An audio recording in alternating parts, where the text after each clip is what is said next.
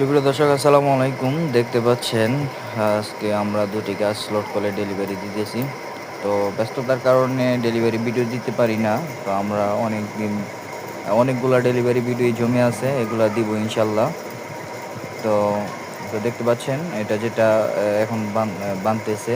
তো এটা হচ্ছে ফল চারা, 7 ফিট 8 ফিট উচ্চতা লটকলের চারা, যেটা সামনের বছর ফল আসবে।